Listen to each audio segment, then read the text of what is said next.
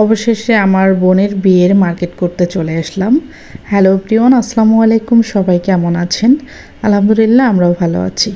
তো বিয়ে হয়েছে বেশ কিছুদিন আগে, কিন্তু বিভিন্ন ব্যস্ততার কারণে আমি ভিডিওটি শেয়ার করতে পারিনি। তো ভাবলাম আজকে সবার সঙ্গে শেয়ার করি।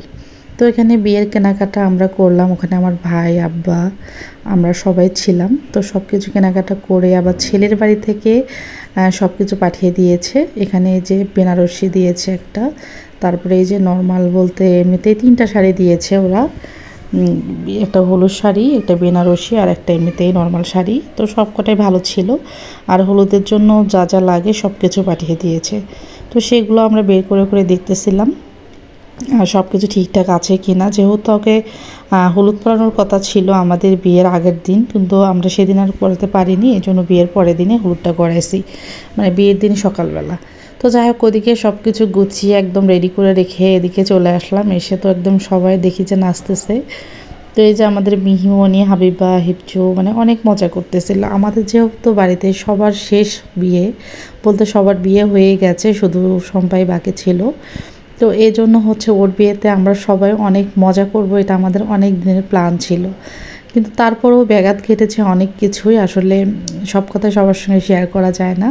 তো যাই হোক, এদিকে এই যে বাড়ির আঙিনার ভিতরে সুন্দর করে একটা স্টেজ সাজানো হয়েছে, লাইটিং হয়েছে, সবাই মিলে ভীষণ ভীষণ মজা করেছি। আর আজকে আমাদের হয়েছে মেহেন্দি অনুষ্ঠান, মানে আজকে শুধু আমরা মেহেন্দি দিয়ে দিয়েছি। আর এই যে বিয়ের গেট, তো ওদিকে মেহেন্দি পরে টরে এসে যে দেখুন সবাই সব একদম নাচানাচি, বলতে ছোটরা তো নাচতেছে। তো সবাই বলতেছে তোমরা হচ্ছে যেহেতু বইয়ের বোন, তোমরা কেন নাচতেছো না? তো আমরা তো আর ওইভাবে নাচতে পারিনি, পারি না বলতে কখনো হচ্ছে পারিনি বলতে এমনটা না, পারিও না, আর কখনো কোথাও ওইভাবে নাচাও হয়নি। তো আমার আপু এমনিতে জাস্ট ওদের সঙ্গে তাল দিচ্ছিলো যে নাচো তোমরা। তো সবাই মিলে অনেক অনেক মজা করেছি অনেক রাত পর্যন্ত। আর বিয়ে মানেই তো মজা, সবাই অনেক মজা করে, তো আমরাও সেই মজা করলাম। তো আগের বিয়েগুলোতে আমি দেখেছি যে বিয়ের আগের দিনে হচ্ছে মানে দাদি নানিরা বিভিন্ন গীত, যে আঞ্চলিক ভাষার গীতগুলো আছে এগুলো বলে কিন্তু নাচানাচি করতো।